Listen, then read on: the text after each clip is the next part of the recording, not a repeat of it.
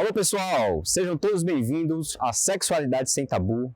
Vamos falar da sexualidade de uma forma sem preconceitos, harmoniosa, com o objetivo aqui de amplificar o pensamento e o conhecimento sobre essa área. Meu nome é George Ferrari, sou urologista, com formação em sexologia clínica e psicoterapia analítica.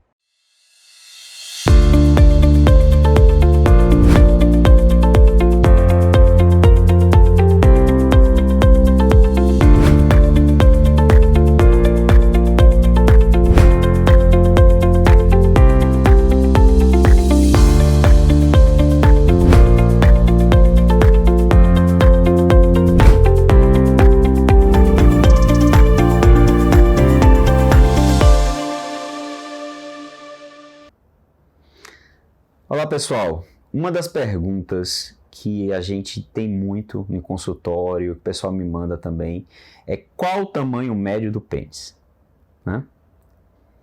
E eu fico muito preocupado em responder essa pergunta, porque um pênis tem uma variação de tamanho muito grande.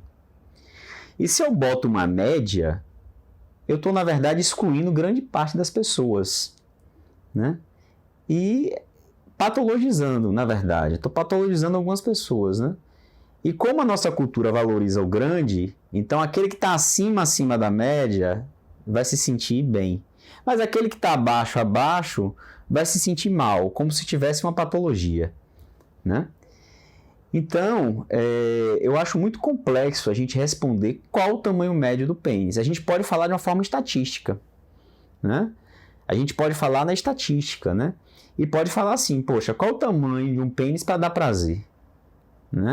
Essa talvez seria a pergunta mais adequada, Do ponto de vista estatístico, eu acho que isso é fácil, vocês podem encontrar na internet, Do ponto de vista estatístico, o tamanho do pênis em ereção, porque o pênis tem que ser medido em ereção, porque os homens sabem, que de manhã o pênis vai ter um tamanho, de tarde vai ter outro, à noite vai ter outro, dependendo do grau de excitação vai ter outro tamanho, E então a gente para padronizar tem que ter o pênis em ereção. Outra coisa, tem gente que tem um pênis flácido de um tamanho e quando tem ereção cresce pouco. Tem gente que tem um pênis flácido pequeno, mas que cresce até 3 vezes o tamanho normal, do tamanho do que é flácido.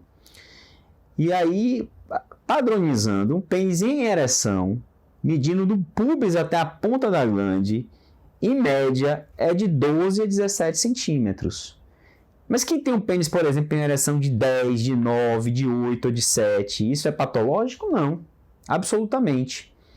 A pessoa que tem um pênis menor do que 10 centímetros, ele pode dar prazer à parceira da mesma forma que a pessoa que tem um pênis acima de 20.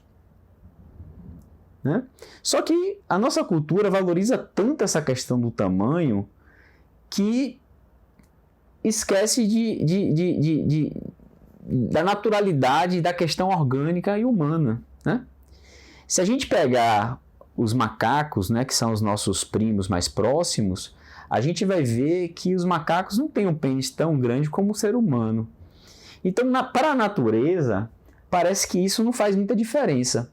Agora, para nós humanos, de certa forma, acho que pela questão da valorização, isso, de certa forma, evolutiva, fez algum tipo de diferença, Mas é preciso a gente despatologizar essas pessoas, Então, um pênis de 7 centímetros pode dar prazer? Pode, Ou menos do que isso? Pode. Na verdade, a gente não precisa nem do pênis para poder dar prazer, A gente pode dar prazer de outras formas também. Então, é importante que a gente sinta-se pleno com a nossa sexualidade e que não fique tão rígido em relação à questão do tamanho do pênis. Eu gosto muito de uma história da mitologia grega que é a cama de Procrusto. Procura aí na internet depois a cama de Procrusto.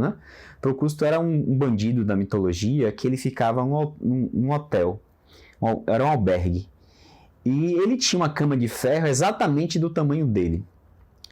Todo viajante que chegava, ele colocava nessa cama de ferro, Se o viajante fosse mais alto, ele amputava a parte que estava excedente. Se fosse mais baixo, ele esticava, como se tivesse que ter aquele determinado tamanho.